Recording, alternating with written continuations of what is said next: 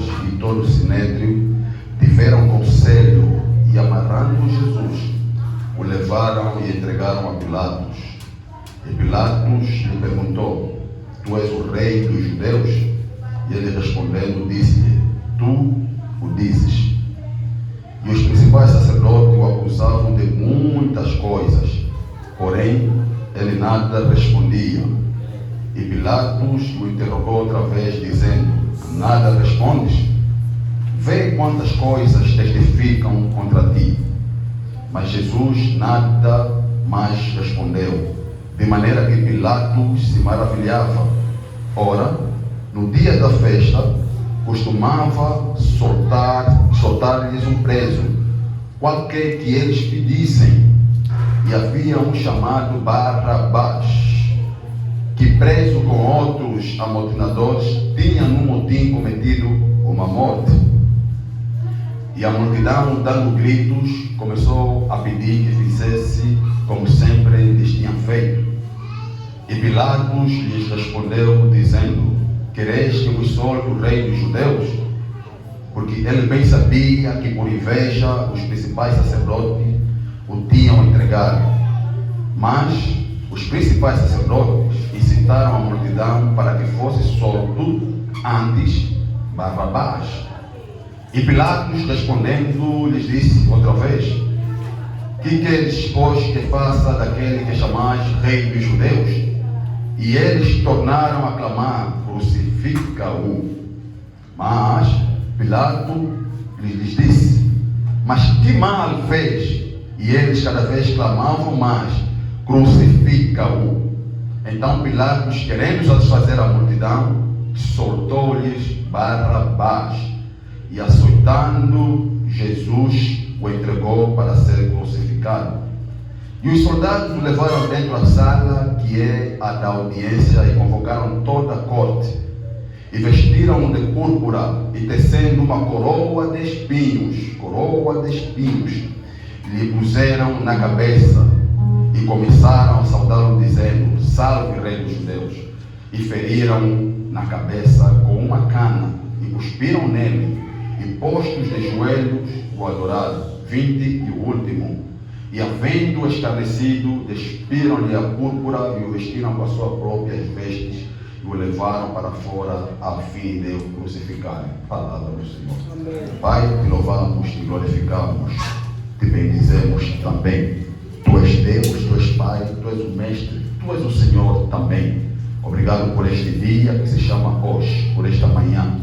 Pai, venha, poderoso Deus, fazer cumprir o propósito por meio da Tua palavra na vida de cada um dos elementos, dos filhos que estão presentes neste lugar. Pai, permita que a Sua palavra seja ministrada para o coração de cada um e que nosso espírito se transforma, nosso espírito se edifica, nosso espírito, meu Pai, inclina-se e seja disponível para ser testificado por meio de Teu Espírito. Pai, fale para a Sua igreja, fale para nós. Permita que fluamos na sintonia do Teu Espírito e que permaneçamos, meu Pai, na frequência da Sua glória no dia de hoje. Esta é a nossa oração, em o nome de Jesus. Quem crê, diga amém. Amém. Tome seu assento.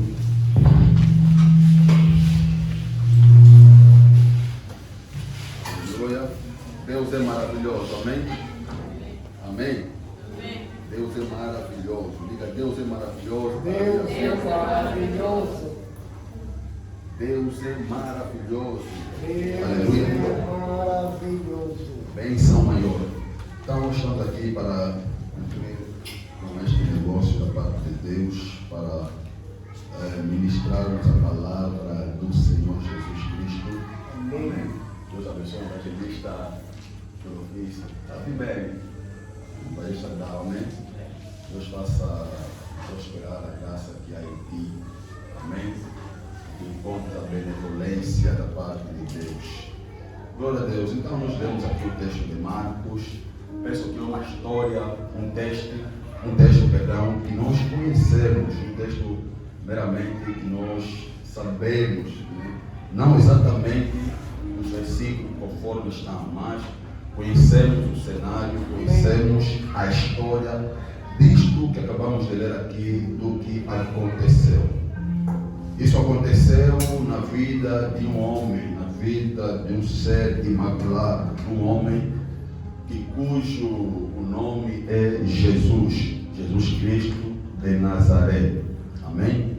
Ele que nasce lá em Belém da Judeia, um homem que vai crescendo na graça e no conhecimento, porque o Espírito Santo é com ele, porque o Espírito Santo está com ele, esteve com ele, continua com ele. Amém? Então, esse Jesus, ele cresce aos 33 anos.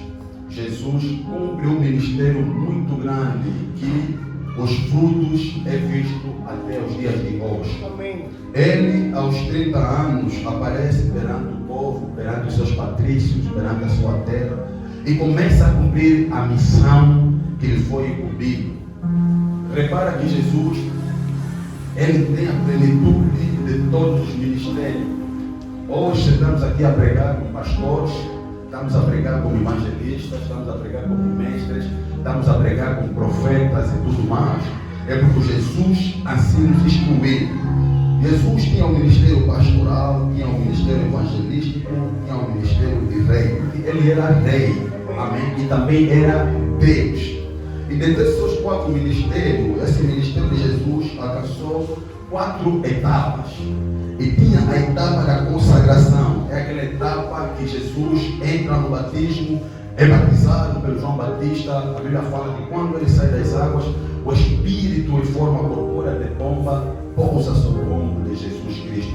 Aí era o princípio do ministério de Jesus, o princípio ou a etapa da consagração do ministério. E chega a etapa da demonstração, ou seja, nós não podemos ir demonstrar sem antes se consagrar. Precisamos nos consagrar para depois ir demonstrar. Aleluia. Por isso é que Paulo lá em Corinto ele fala que a nossa palavra, a nossa pregação não são por palavras persuasivas. A nossa ministração é demonstração de Espírito e de sinais. Paulo está falando de demonstração. Quem se consagra ao ir onde quer que seja, ele vai ter que demonstrar aquilo que recebeu por meio do Espírito Santo de Deus.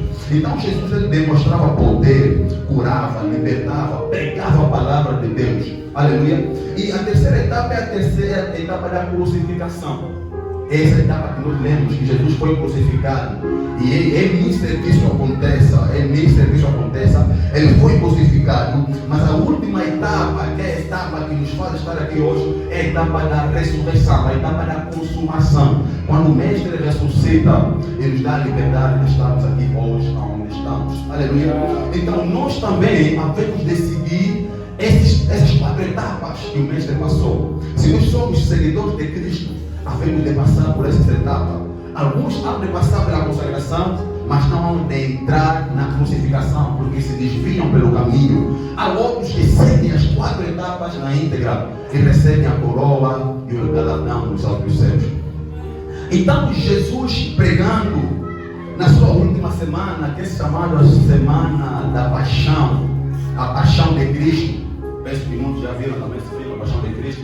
Trata da última semana de Jesus, quando Jesus estava nas regiões da Judeia, lá em Betânia. A Bíblia diz que Jesus, ele com seus discípulos, senta perante a mesa para instituir, então, a Santa Ceia, a última ceia. Jesus estava com os discípulos. Ele primeiro sobe ao monte para orar, ele orava, e as irmãs falavam, cantavam aqui, para que se cumprisse a profecia de Zacarias. Zacarias quanto, líder decorado? Zacarias quanto?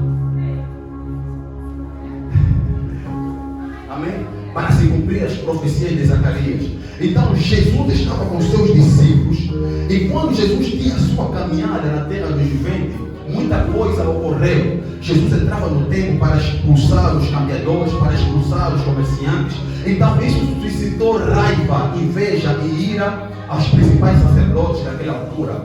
A Bíblia fala que Jesus estava na mesa com os seus discípulos, e ele falou que dentro dessa mesa um de vocês há de me trair, um de vocês há de me dar as costas, um de vocês há de me vender. Jesus estava falando dos Judas Iscariotas. Aleluia. Então os Judas naquela mesa, os discípulos perguntaram: perguntavam se era você, é você quem vai vender, é você quem vai trair. Então eles faziam um tumulto aí na mesa de quem seria o traidor de Cristo. Aleluia. Então Cristo, quando cumpria o ministério, a Bíblia fala, era para se cumprir uma profecia que estava sobre Jesus. Então quando os discípulos estavam na mesa se acusavam se quem é que haveria de crucificar ou de vender a Cristo, a Bíblia fala que